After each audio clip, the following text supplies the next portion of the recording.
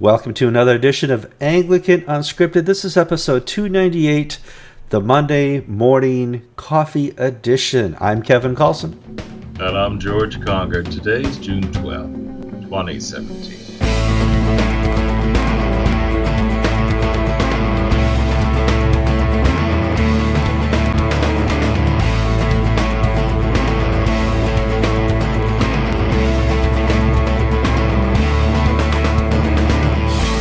George, no episode of Anglican Unscripted is complete without a quick weather update. And I'm only saying that because Connecticut only seems to have two temperatures, 60, 90, 60, 90, or for those who are watching from other countries, 15 Celsius, 26 Celsius, 15 Celsius, 26 Celsius. It's just been atrocious. We missed the 70s and 80s here, and now we are in the throes of a wonderful Connecticut heat wave. Yay. I have turned the AC off so that you won't hear it come on. So I'm not breaking out in sweat because George is asking hard questions. Just a little uncomfortable here. Now, your family is all back from Hawaii, right? My wife returned on Thursday of last week, and my daughter is still in Honolulu. She'll be there to the end of the summer. Oh, that's cool. Oh, yeah, she's on the internship, which is cool. Hawaii. I'm excited to have Susan back and life. I mean, I'm not eating out of cans anymore. It kind of makes the excuse for pizza worth it. I get to share my slices. All right, let's move on to news. A lot's happened since we last recorded. Specifically, that's a big word apparently, Scotland, the Church of Scotland, has decided to remove the words man and woman from their marriage clause, allowing anyone and anything to be married within the province. And there's been a lot of minutia and things happening before and after that George and I want to talk about. The first thing I want to do is to compare this to another place in Europe, Ireland, who were faced with the same decision, but what did they do, George? Last month, the Irish Synod was asked to approve a motion apologizing to gays and lesbians and asking the bishops to come up with a pastoral solution to affirm same-sex relationships. In essence, come up with gay marriage liturgies without having to do all the heavy theological work. This was voted down, and what emerged was a north-south divide. The Northern Irish Diocese said no, the Southern Irish Diocese said yes, but all the Anglicans in Ireland are in the north, so they won. And they won not just because of that, but all the money is there too. Except for the Diocese of Dublin and Glendalough, none of the Irish dioceses in the south are self-supporting. Kenneth Kieran, remember him? He's a bishop in Limerick. He has a diocese, I believe, of 12 stipendiary priests, meaning 12 people drawing a salary. If he had to pay for it out of his own pocket, he'd only have 2 or 3 priests who could draw salaries. All the rest of the money comes from Belfast. Okay. So that there's an incentive not to tick off the Ulster evangelicals too much because they don't rock that boat. Yeah, that sounds right. Now we go into Scotland. Scotland actually voted twice on this, once last year, once this year, and now we see something new happening in the communion that's never really happened before, and that is a church response where, hey, we have a temporary solution that we can add on the ground with you that we promised before through Rowan Williams, Depot, early Justin Welby, all these little arms of the Anglican Communion, and that didn't occur because I remember all the way back with Gene Robinson and early Catherine Jefferts Shorey, I've talked to priests who've had written notes to Rowan Williams say, please help. You said there's a depot. You've talked about this before. Do something. Send us help because it's going to be real bad. And then I talked to them after they were deposed and said, well, no, we never heard back from Rowan. We never heard back from Canterbury or Lambeth. There was just no response to our efforts to have help. Now help has arrived in the form of a bishop, George. Mm-hmm. See, in the past, we would have these grand Anglican gatherings in Dar es Salaam, and do you remember at the Lambeth Conference in 2008, Rowan Williams said, "Look in the next few weeks for my decisive statement in action." We're still waiting. Yes. And so we're still waiting for action following the New Orleans House of Bishops meeting, after the Dar es Salaam, after Alexandria, after so on and so on and so on and so on and so on.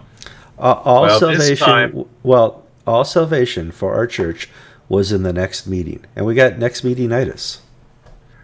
and this time we had an action, and there was an immediate reaction. And that's unusual in the Anglican world. It's not another year of depot, of conversations, of good disagreement.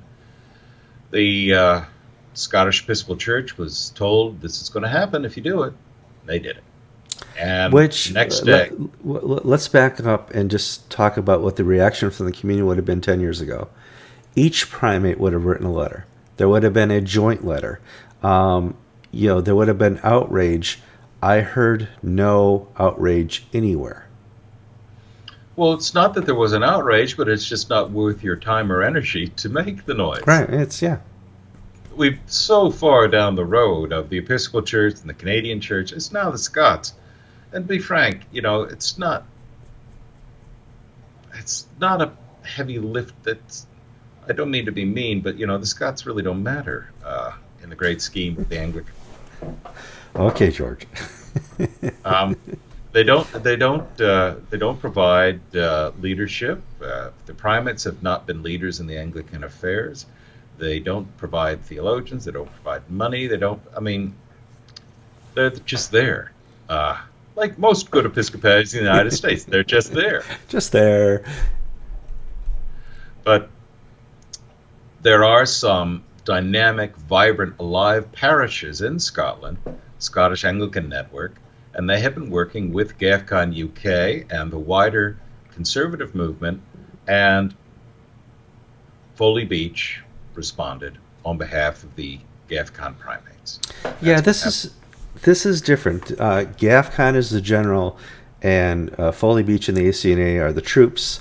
Because normally I would have thought, the primates would have vocally written a letter together, the 8 or 9 GAFCON primates, have said, we're going to elect a bishop for you, a European or Scottish bishop, and we're going to consecrate him, and that will be our conduit to help protect those who are opposed to the way Scotland is going.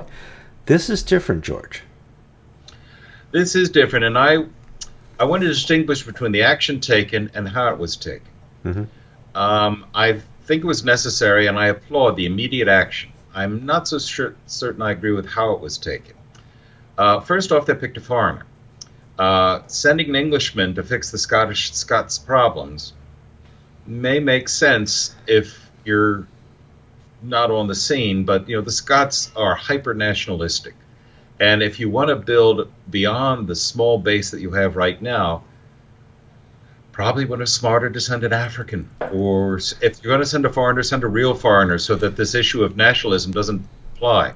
But to send an Englishman on the train north, plus an Englishman of a certain slice of the evangelical movement, the sort of Sydney side, slice of Anglicanism, you sort of overlook the fact that Scotland's conservative base is much broader. It sort of mirrors the Anglican Church in North America, of evangelicals, Anglo-Catholics, even charismatics. So by sending someone of one particular party affiliation, of a certain nationality, I don't think it was the most politic move. Mm-hmm. But a move had to be taken, and this is whom GAFCON chose. I'm also concerned that the point that you raised, that because ACNA is providing the troops and GAFCON is the general back in the bunker, the casualties will be taken by the ACNA. The blowback is going to be on Foley Beach, not the GAFCON primates. Yeah, because we know I'm not happy about that. Yeah, Justin Welby's calling for a primates meeting in October. We know that he would favor not having to always bring Foley Beach back because he's not a real primate in Justin's mind. He's more of the GAFCON guy.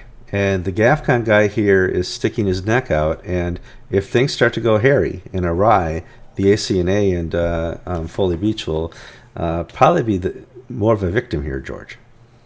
Yeah, I mean, GAFCON's in a weaker position than it's been in a number of years at the top level. We've got primates shuffling in and out.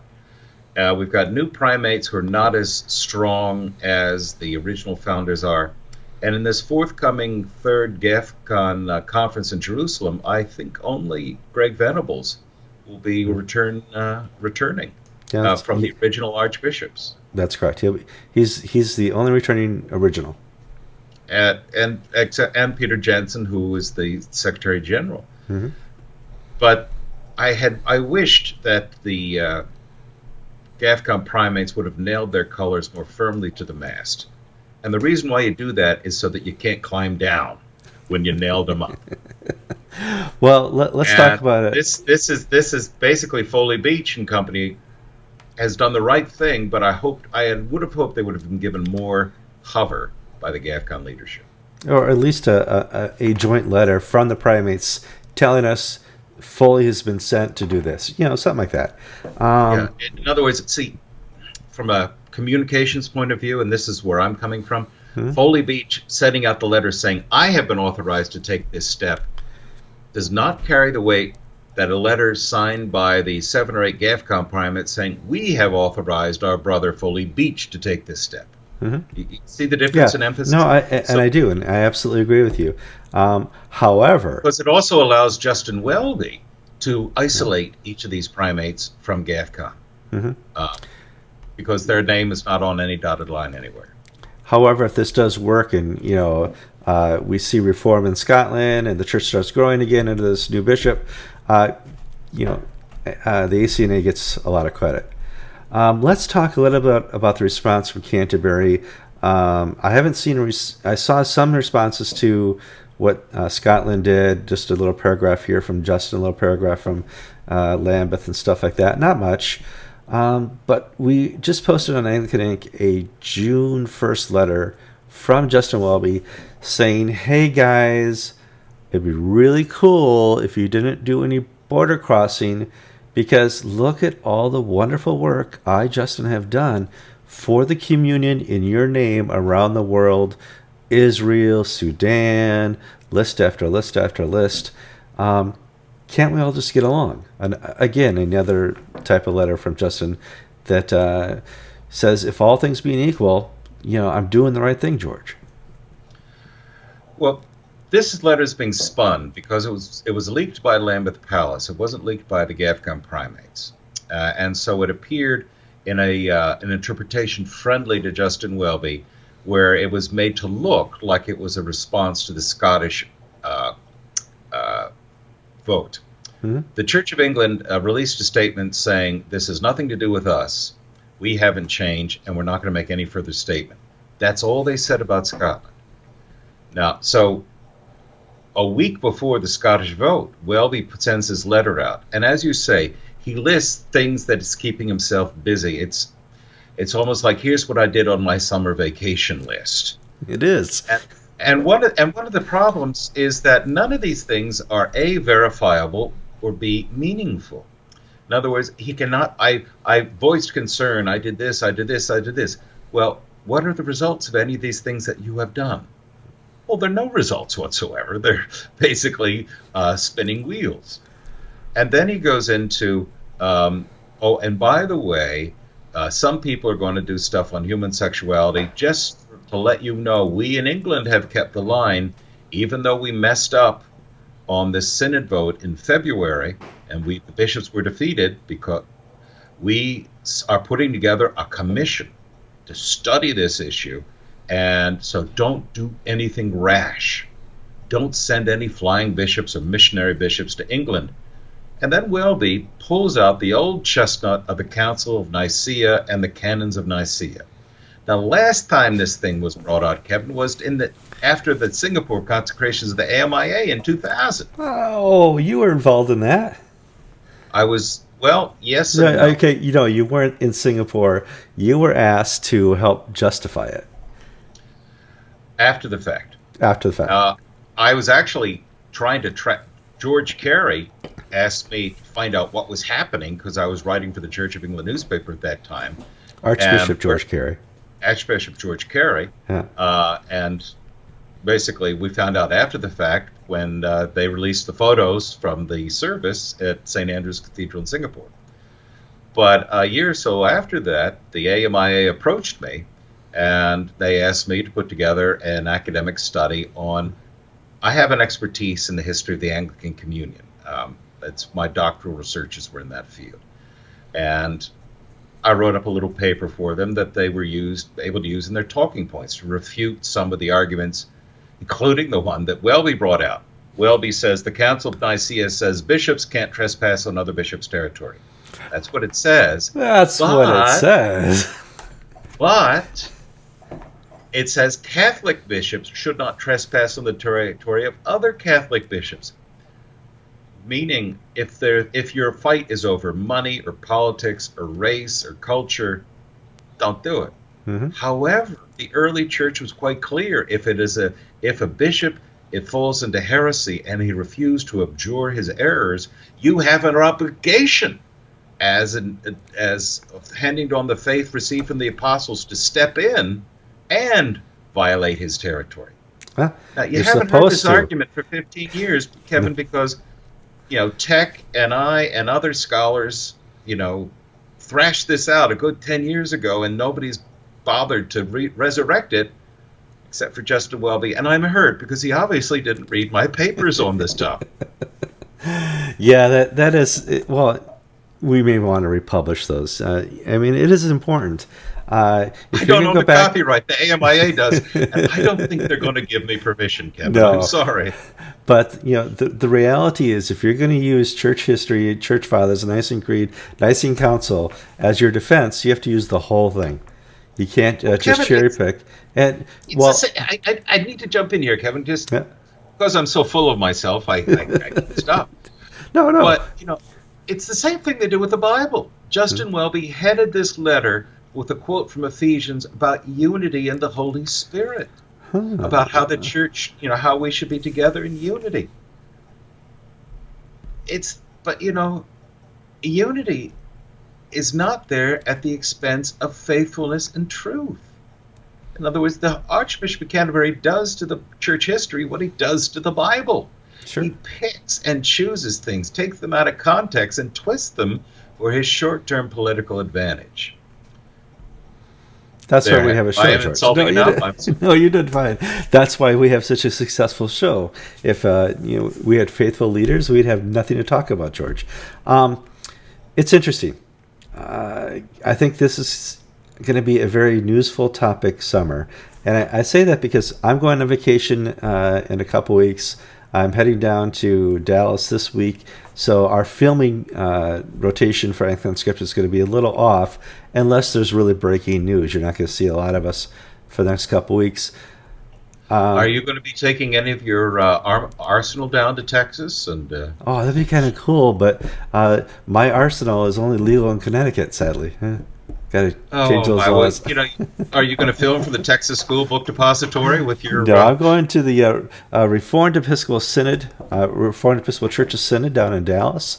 I come back. We leave for a 2.5-week vacation to the Midwest. Oh boy! And then I come back and I'm doing a couple other Anglican events, and then it should be kind of slow throughout the fall. But we've really built an audience, along Anglican Unscripted, so we want to keep filming as often as possible because for some reason you guys like us, and our wives don't understand why. It's completely, why? Why do they want to watch? I don't know. I don't. Also, if you like this episode, please click the like button.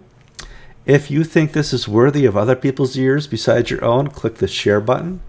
And if you have a chance, we do have some travel hopefully coming up soon where we need money and some assets donated. Please click the donate button in the email you received or on the Anglican Inc. /donate webpage. I'm Kevin Carlson. And I'm George Conger. And you've been watching episode 298 of Anglican Unscripted.